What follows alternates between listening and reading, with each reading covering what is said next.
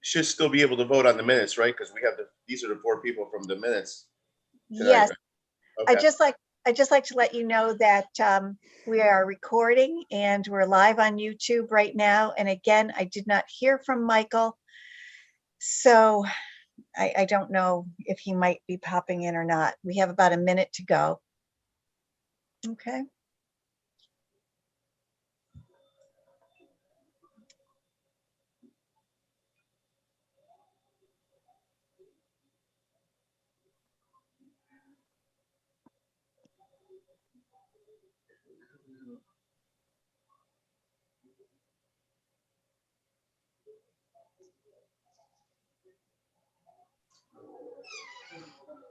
Mr. Bedard, do you know if Attorney Marcus is representing you? Will he be representing you tonight? He is supposed to. But I did not touch base with him today, and he did not respond to my emails. But okay, well, we're not all here yet either, so there you go. Well, we can proceed without him. All right. We are waiting for, as you heard, one more member to show up. We're not sure about him and his availability.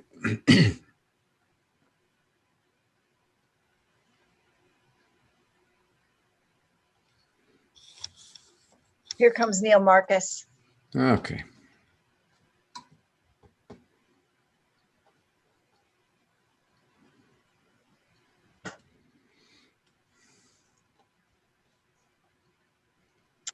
I'm just going to check my email to see if Michael's trying to contact me.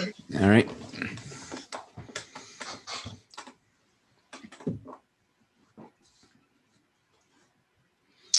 Attorney Marcus, we are waiting for a 5th member. We're not 100% sure he's able to join us, but Mary's working on that.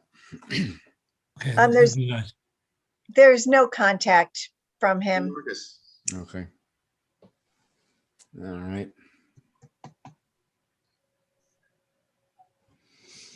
Give him another minute. Okay.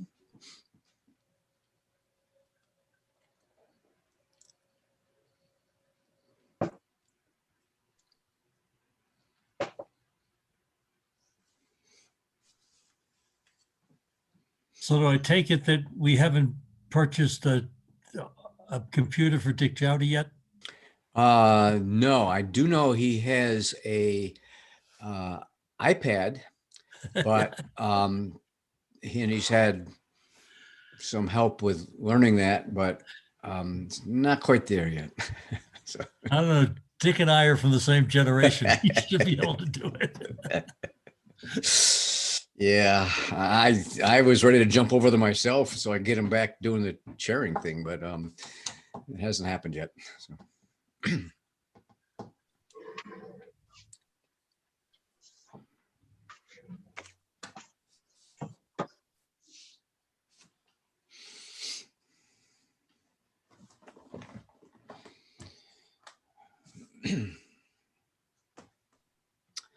All right, well, let me start and then we'll see where we go from here. And obviously we'll explain, as you well know, Mr. Marcus, 4 versus 5 people.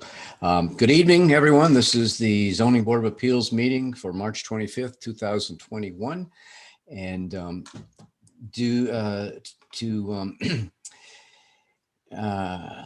let's see, oh, wait a minute. Lost my place, sorry.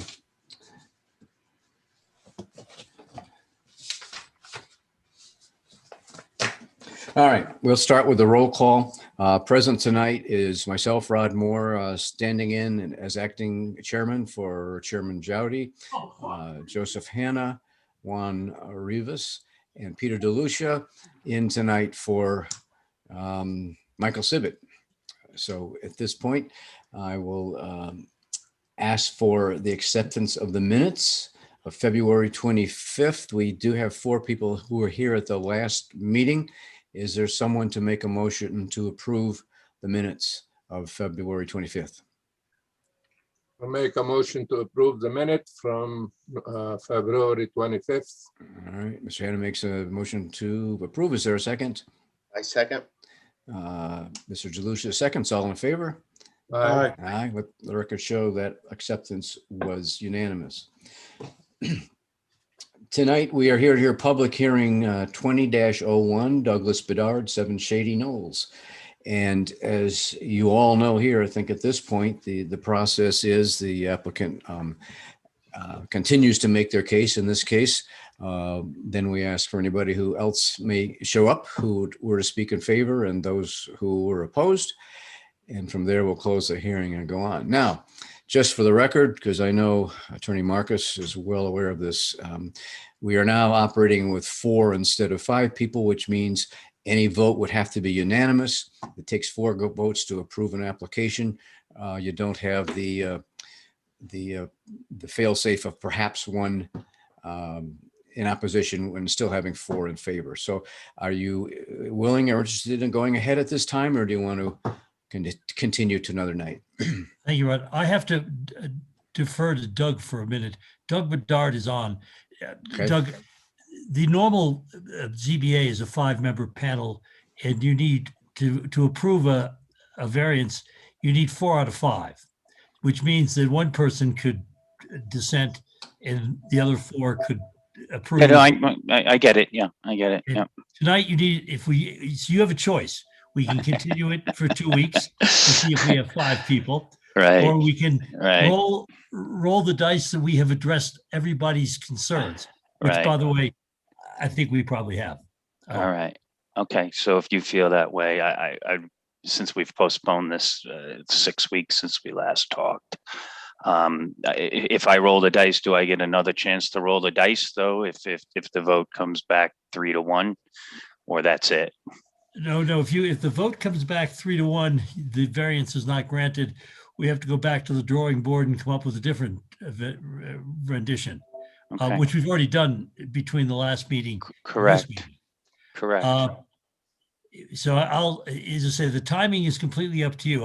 I'll be available but again, we have to rely on the same 4 people that are here tonight, all being available at the next meeting, because the only one who heard it was Mike Sibbett, and he's the only one missing tonight. But if a new member were to show up, the new member would have to have listened to the proceedings of last month's meeting and then go. So it's not an easy solution either way. Right. But I'll So- defer to you. Well, I'll go on your recommendation to let's proceed, and Let's try. Okay. since that's our second time, and I believe everybody was on the first call that's here tonight. I think they were. So taking from there, we'll go with 4 members. When we met on February, what was it, the 11th? That was the last meeting. February 11th. Yes. Yeah. Okay. I took down comments from the board members. Attorney Marcus, let me just put you on pause for 1 second. We do need to make a motion to hear this. We haven't done that. So is there a motion to hear 20-21 7 Shady Knolls? I make a motion to hear number 21-02. All right, second, Second. Peter DeLucia seconds. All in favor? Aye. Aye. Okay, you're off pause.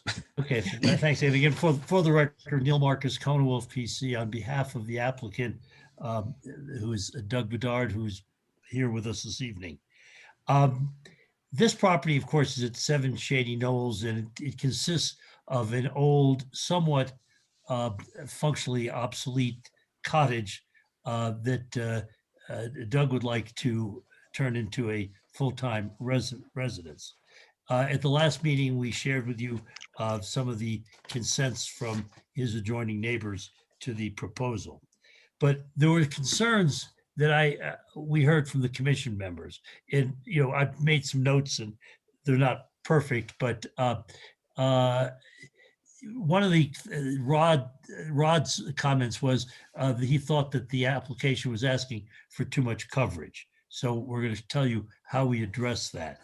I wish Mike were here, because Mike Sibbett said, I can't believe you're building a new house. Why don't you just rip down the old garage, which we were trying to protect? And that was a problem that actually Sean Harity had raised early on in his meetings with Doug. It was over the property line. It was an encroachment into what would be a right of way. So we've done that. We've taken up Mike's suggestion. We've torn down the garage and we've moved everything back onto the site.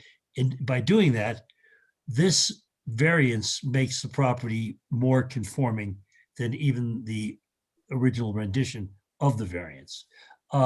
Peter, you're there. You said that you thought we were being aggressive on coverage, someone like Rod, but you like the fact that we were moving it back from the lake. We still are moving it back from the lake. And then, Joe, you had a lot of comments upon the design and the size of the house. And to that extent, we've actually redesigned the house. We went back to the original architect who drew it, and we presented with the application the proposed floor plan.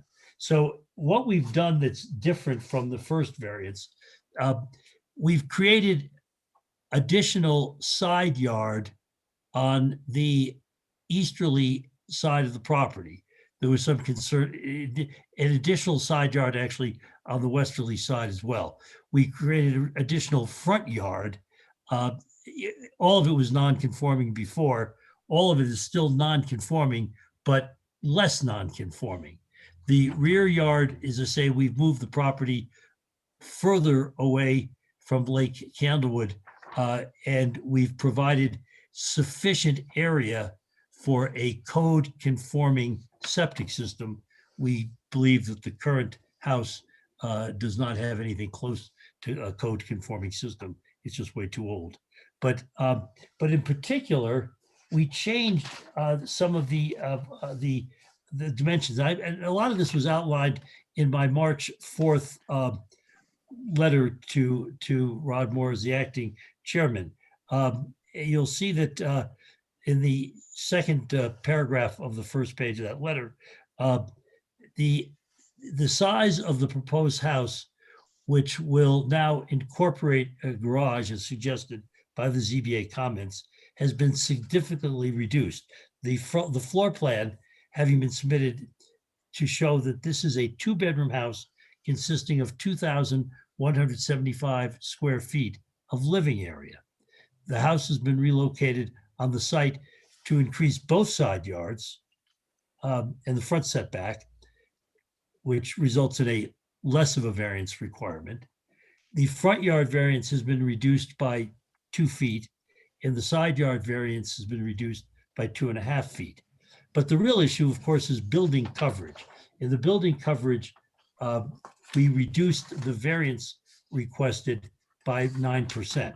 So we made a significant change by eliminating that old garage and not trying to preserve it and incorporating it within the structure. We could change the whole out footprint of the structure and reduce the impervious area, the building coverage areas.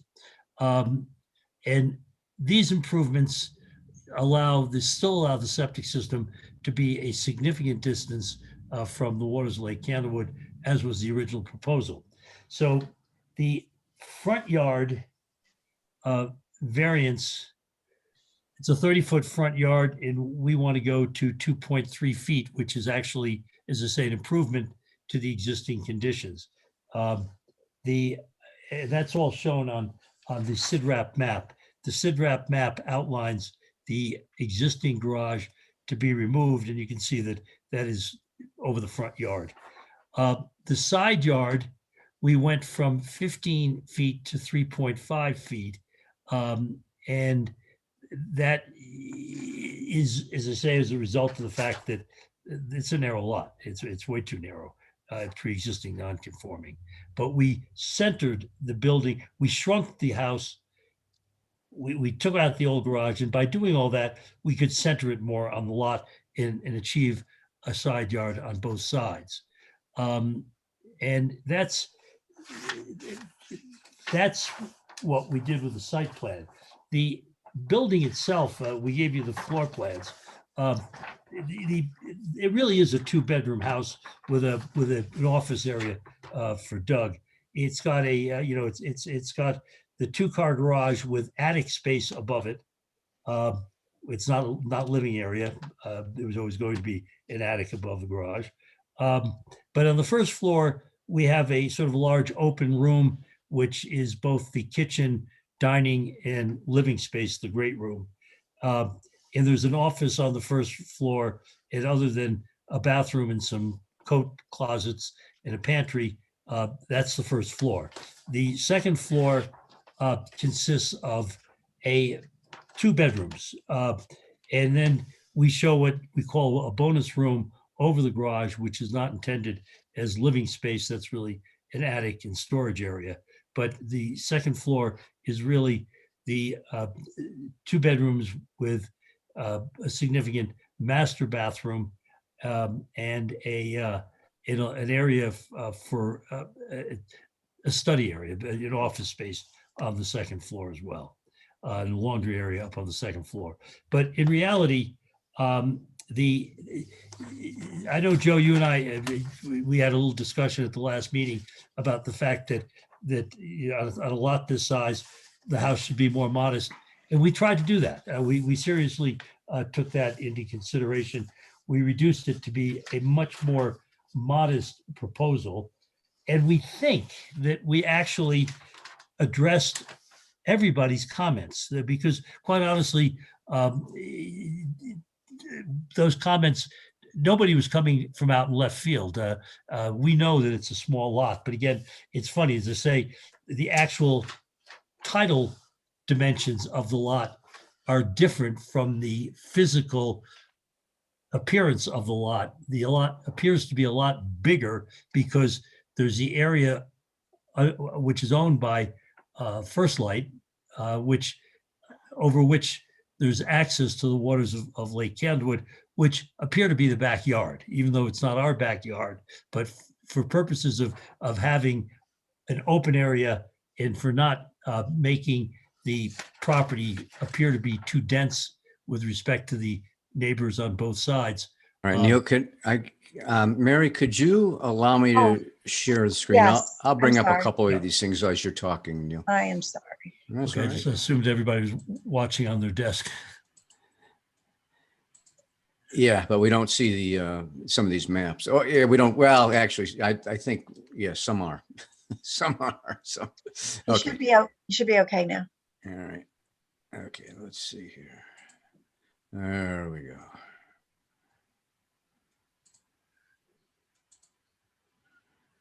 Okay, that's not the one I want, but bear with me. Oh, there you go. Did that change to the proposed That's- dwelling? Or The one Yes. you're looking at right now on the screen, Rod, is the current variance request. Yeah, You okay, can see the vague outline of the old existing garage Right. in the on the south side of the lot. And you can see where the old house is on the north side of the lot that extends out towards the lake. By Right. taking that down and moving everything forward, that is the area that we can put in a code conforming septic. And you'll see that we maintain a side yard on both sides. The prior structure of the garage was much closer to the westerly boundary than Mhm. what we're currently doing. We moved everything back and we shrunk the footprint from what was before you at the last hearing. So you have that map. You should also have, if you want to put it up, the floor plan, which I just went through. Yeah. Let's see. That's one of them. Let's see here. Yeah, that's the first floor. First floor. Yeah. And again, And the diagram on the left shows where the septic is. That was another question that was asked last time. Correct. So if you slide over, you'll see that the new footprint and the septic on the same diagram. For the record, that's Doug Bedard speaking. Yes. Thank you. Thank you. Yeah, and Okay. so we've incorporated, and then, as I say, the second floor, we've shown you the bedrooms, the 2 bedrooms, and then, as I say, the space above the garage is unfinished. Yep. All right. So at this point, unless Doug, you want to add anything, that's the outline. We went through at the last hearing the reasons that we have a hardship. I mean, the reason we have a hardship is that we have a old non-conforming lot that's in a zone that's been upzoned, and it's a very narrow lot to work on, narrower than many of the other ones in the same neighborhood, actually. But we have the encouragement of the Driscolls and the Hindens, who are on either side, who I believe look at this as an improvement to their own properties. Whenever you take down an old, somewhat functionally obsolete building, and improve it with the type of structure that we're going to do here, it benefits everybody. And as I say, I hope that we addressed all of the concerns that were raised by each of the individual members at the last meeting. Doug, do you have anything else you want to add? I mean, at this point, I mean, No, it's just that when we went back and all the comments were very good comments, and I think they made sense. And I think this is this is probably a better plan than what I originally came to you with. So actually, it is, in a funny way, I think it is too. I think the house is much more efficient and should be less costly to build. And the interesting thing, as a credit to the members of the ZBA, normally when you go back to the architect or the engineer with their comments, the architect or the engineer dismisses them and says, one of these guys think they know more than we do. But here, I got a much different view from our architect. She said, if you take those into consideration, there's some significant improvements. So to the extent that what we have before you is a result of the comments of the commission members, they were positive to this process. Very correct. positive. Yes. Okay. So the applicant will rest. We'll answer any questions, but we're sort of hoping that we've addressed everything. Okay, thank you. Are there any questions?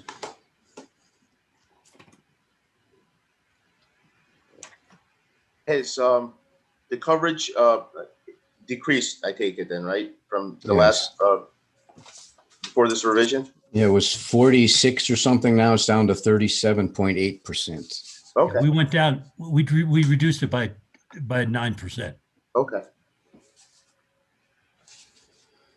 And yes, you did. I mean, there's not much room to move, but you did make the distances all the way around all four sides a little bit further from the setbacks, from the lot lines. So I took another look at this without snow, and it raised a couple more questions that I have. And I look at this, and yes, it's an improvement. When you do the math, only 2,508 square feet are left for the septic system and any landscaping or any shrubs and greenery that should probably go there. I'm just looking at it from the other way around. It still doesn't leave a lot. This will have to be, and it's up to the city to determine this. Of course, this isn't our purview, but it'll have to be one heck of an engineered septic system to fit in there and be efficient. And I know the engineers can probably pull it off, but it's just commenting that it's a tight spot. There's a red shed down at the bottom there. Is that staying or going? What's happening with that? No, that's staying. That's Okay. below the 440, and that's been grandfathered in. All right. I've checked that with First Light, and they have the pictures, et cetera. That includes the walkway down and the patio, Yeah. including the dock. All right. Okay. All right. So we know where that is now. The thing that, when I had a better look, because you couldn't get, the road was barely plowed and everything was obviously covered with snow at that point. With a better look, I can see more clearly, of course, it's a extreme slope. And there's, with this house existing and proposed, a lot of impermeable land there. And on a slope like that with the impermeable, there is no, for example, canopy of trees where the raindrops can be slowed down, and you've got a real rush towards the lake, basically. And I don't know, what plans do you have for helping with rainwater runoff and so forth? I know you went in the, I guess you went there is an abundance of trees behind the house, which is obviously above on the slope. Right. So all of those trees are going to stay. Of course, we're going to put in the drainage, and as you saw on the right where the on the passway side Mhm. is all vegetation. There's trees, shrubs, etc. between that passway between my property and the Hindon's property. Right. There is all vegetation and trees. I know in the wintertime it Yes. doesn't really notice as much, but there is an abundance of trees on the back of the property. Obviously, we're going to put in drainage and holding tanks, etc. that my neighbors told me about that they were required to do also for the runoff of the roof lines, etc. So I'm expecting that, and we'll engineer that off. And then as far as the septic, I had the civil engineer do that plan. We did the 440 staking, and he assures me that, and I agree with you. I was surprised also, but he's assuring me that that septic can fit in there.